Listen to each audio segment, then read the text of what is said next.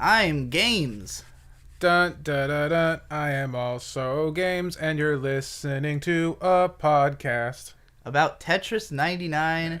the possibly, I'm going to call it the unexpected system seller of the Nintendo Switch. This game is free, right? It is free. And you download it, and it's Tetris, but against 99 other people, with some vague tactical battling element to it. What do you think of Tetris 99? You see, it's funny because you had said yesterday, hey, let's download that Tetris game and just knock out a podcast on it. And I'm like, this is going to suck. I've been laughing at this game since it was announced. It sounds like the dumbest thing of all time. So I downloaded it, I played it, and it's the best Battle Royale game I've played so far. It is fucking addicting. It's great. I said, look, I've probably never played. First of all, how into Tetris are you? I'm not super into Tetris. What's the longest Tetris you've ever played? Oh, I don't know. I mean, I played a lot of it on the original Game Boy, way the fuck back. Okay, so and then I played a bit with my friend Devin because he had it for NES. We played that a bit, but not hardcore. And not recently, it sounds like. Well, within the past year or two, maybe. I mean, I think everyone has played at least some Tetris. It's probably the most famous video game ever made. Sure. It's on literally everything. If you were to Google Tetris right now, the first 4 results are just free online Tetris. So I think the most Tetris I played was probably on my TI-83 graphing calculator during math class in high school. Sounds about right. I've never played probably more than 15 minutes of Tetris at a time until last night when I played a straight hour of Tetris 99.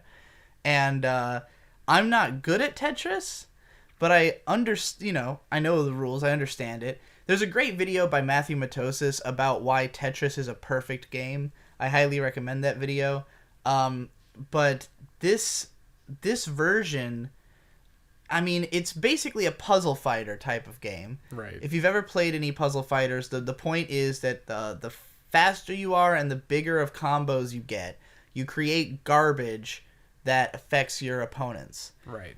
In most of those games, the garbage would fall on top of the map, but because of the way Tetris works, it comes up from the bottom. And the battle element is that you're against 99 other players online, and you have this, I guess I'd call it targeting system. Right. Where you target other players to give them more garbage, and you can see how everybody's doing. In the time I was playing, I didn't even figure any of that out. I found that out because as soon as I'd played an hour, I gave it to my fiance.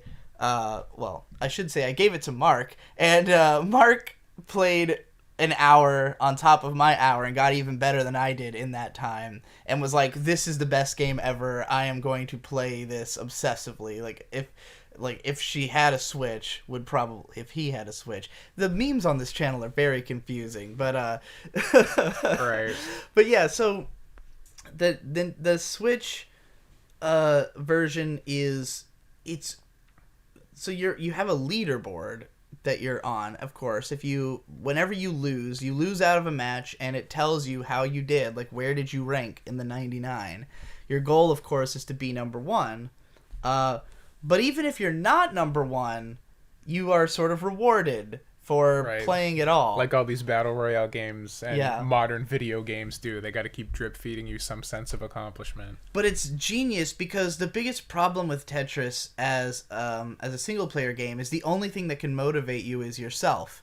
You want to get better. You want to last longer. The game is basically the same. It just keeps going faster as you go in regular Tetris. Right? Doesn't it go faster, or is it just endlessly the same? Surely you can't. I mean, it depends. There's so many versions of Tetris at this point. I mean, I was surprised how much strategy there was. They added a couple extra mechanics that really change the way I was playing Tetris. Because, again, I play, TI-83 Tetris. So I haven't, gone down the rabbit hole of, oh, man, 20 years of Tetris evolutions. This is, the first one I've played that's actually, modern. But they had, a hold mechanic that I really liked. At any point, you can hold on to a piece for later. So, I mean, the thing I was always using that for is if there was ever like a line that I knew I would need later, and I didn't particularly need it right now, you just hit L and you hold on to it so you can drop that when you need it, and you can swap the hold for whatever's currently dropping.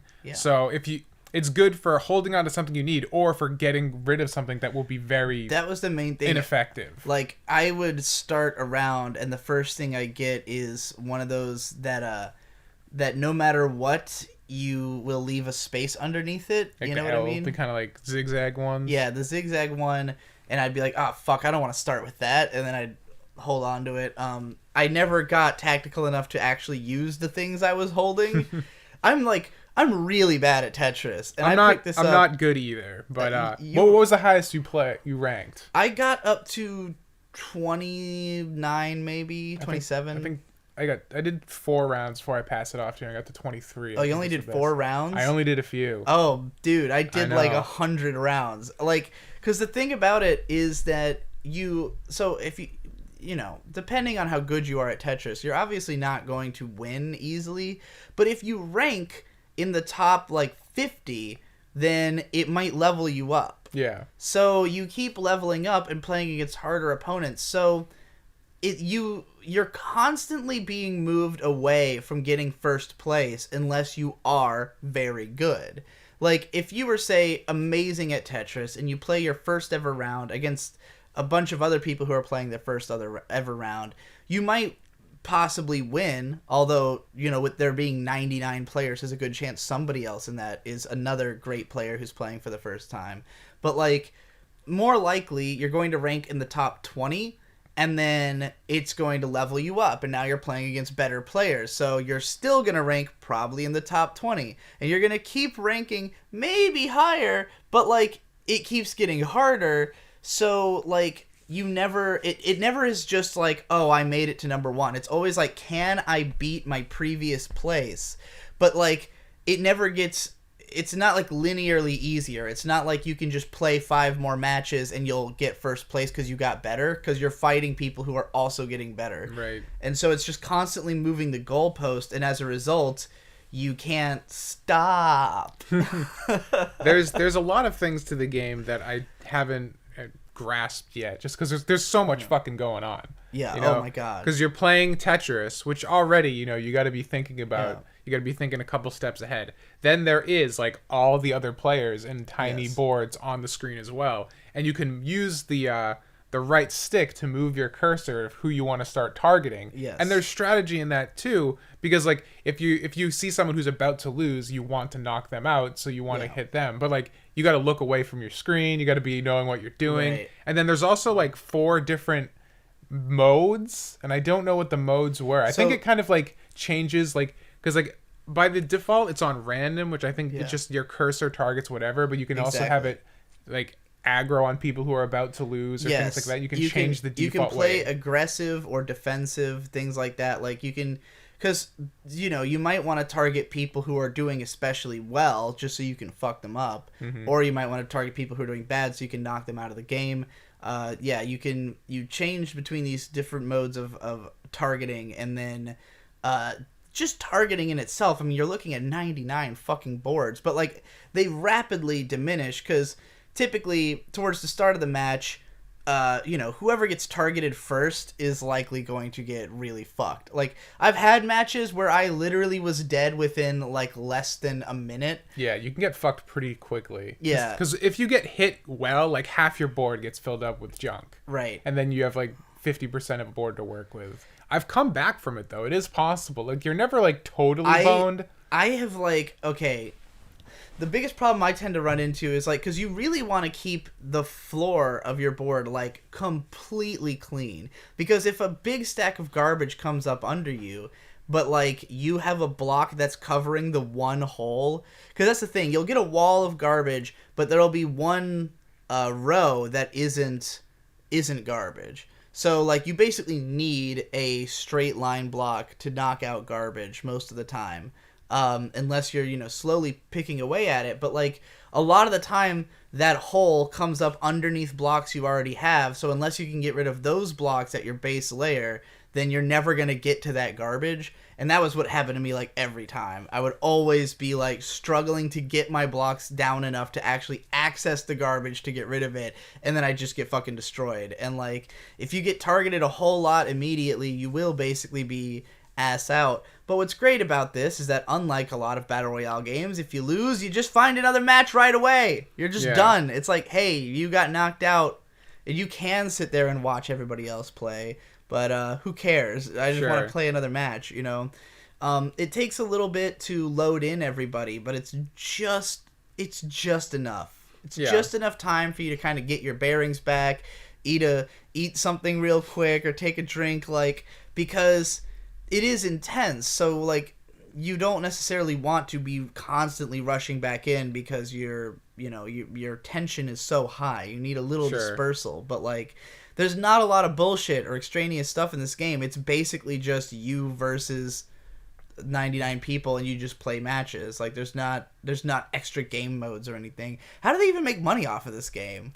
What is the profit model? I'm not sure. Is it just a Switch seller? Like, I mean, I guess maybe because you have to have Nintendo Online to play this. Maybe they're making money that way. It could just be that Nintendo was like, hey, give us a game that'll make people want to buy Nintendo Online so they can play it, and because it is inherently an online game.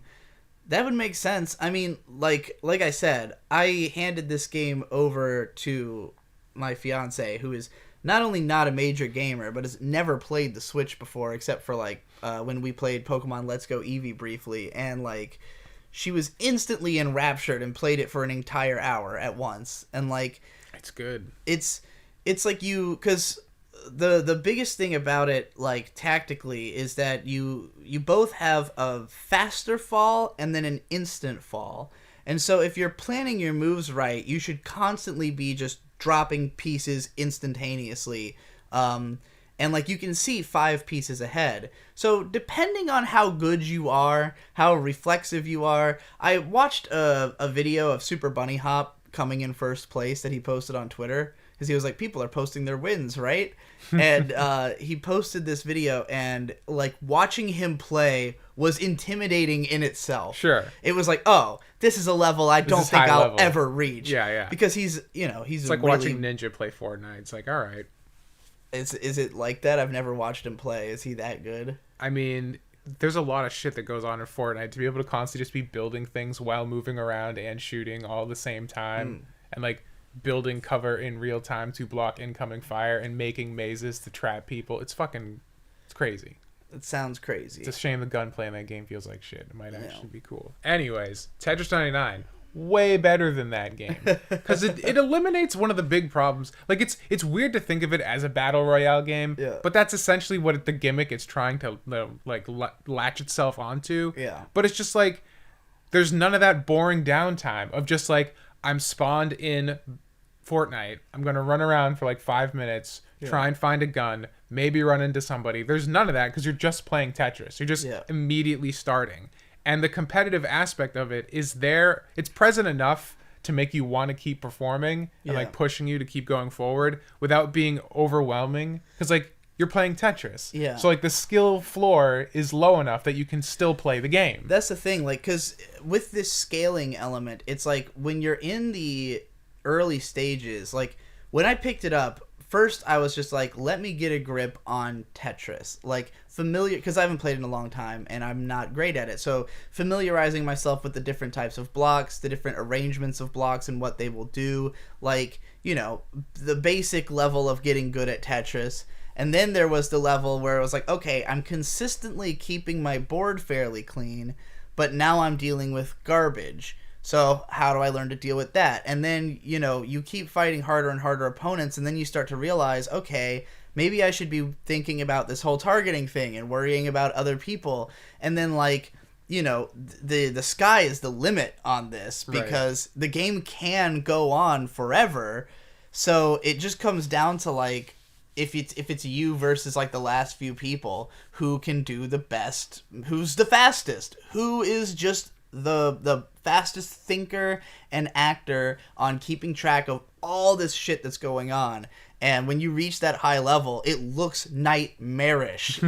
So, like, if you're somebody who's a Tetris noob or you're not that good, you can still have fun with this game because it's, you know, it's a fun game inherently, and it's got enough different mechanics that you're going to be learning, and you know, it's got the basic addiction wheel of Tetris, already an addicting game. You've just stacked a whole new element on top of it, and because it's competitive, there's no ending. Sure. There's no, like, sure, you can get first place, but can you get first place at level 100 or however high the levels go? You know, like, can you get first place if you're playing against the best people? Like, ultimately, there will have to be one person who is the best at Tetris 99, and you know, only one person will therefore feel that sense of finality of, I am the best, I win, you know? Yeah. And it will not be me in my lifetime, but that doesn't mean that I can't continue to struggle to just move. Like, just moving your place up is exciting enough, because I had rounds where I finished in 97th, and then rounds where I finished in 70th, and then rounds where I finished in 50th, and working my way up, and oh, now I got 27th. What if I could break the top 10? Exactly. You know? There's always the incentive to keep going, and I don't know. It's hard to fuck up Tetris, and everything they've added here just makes it really interesting. Yeah. And I can definitely see it being something that you're probably not gonna, like, you know. I mean, some people will play it forever and ever and ever, but it seems like one of those games that, like, you can always just come back to, play for like half an hour, and like never really be bored of it. I was shocked by how long I played it for, because, again, I've never been somebody who just naturally finds Tetris appealing. Like, historically, I always sucked at it. I always just was kind of just playing by myself to see how long can I last. I just immediately assume, well, I'm never going to last that long, so who cares? Seeing if I can climb the board is way more exciting. The competitive aspect of it adds a lot to it, and then the ability to, like, hold blocks and to see 5 shapes next. Really, it gives you a lot more strategic options that make you feel like there's more available to you, even though it's really only added like one thing. Yeah, it's you know, it's Tetris, but better for real. I guess that's all there is to say about it. I mean, this is a very simplistic game. Like, in spite of how high the skill ceiling gets, it's not because the game has tons and tons of elements and mechanics. It's just that the mechanics that are there inherently lend themselves to a lot of depth and strategy, because you are fighting 99 fucking people and they're all on screen. So if you're really trying to keep track of the whole board and what you're doing, it's just like, if you really got that tism, you can work some magic. Or just the gamer, just being a master gamer. Like, someone like Bunny Hop, when I watched him play, I'm like, well, of course he can do that, because he fucking plays, of course, European Extreme, Metal Gear Solid, and fucking ultra hardcore Revengeance and shit. So yeah, well, fun game. Definitely, if you own a Switch and you have Nintendo Online, just get it. You will have fun because it's free, and you'll have fun for at least an hour, like, no question. Yeah. If you don't have Nintendo Online, it honestly might be worth the amount it costs if you get really into it. I think it's between that and Splatoon 2. I think those both alone justify getting Nintendo Online. That's incredible. That's coming from you, who is a not only not a fan of these online services, but a general cheap ass. So that means it's high praise. All right, everybody. See you on the fucking Tetronimo battlefield. Look for, what's your name that can people fight? Do you want to give out your Nintendo Online name to our audience? I'll put it in the description because I don't know what it is. Okay. Off the top of my head, but I don't care. You can play against him both in Splatoon 2 and in Tetris 99. Yeah. But yeah, I was like, because lately I've been slowly getting tempted to the idea of buying a Switch. This game was kind of like a little bit of a tipping point, just because I know that at least I know May will play it obsessively. I would love if there was like an update where they did something kind of like Apex in Tetris, where there's like squads, where it's like you and 2 of your friends, and you can like heal your guys' garbage and like go back and forth. That would be sick. Crazy. Would that be? Take notes, Nintendo. I'm a genius. That's interesting. I don't know. It would probably have to be a second mode, but right. Yeah, there is actually ways they could expand on it, I guess. All right, everybody. See you in the next one. Be the games you want to see. I am Games. I'm also Games. Signing out.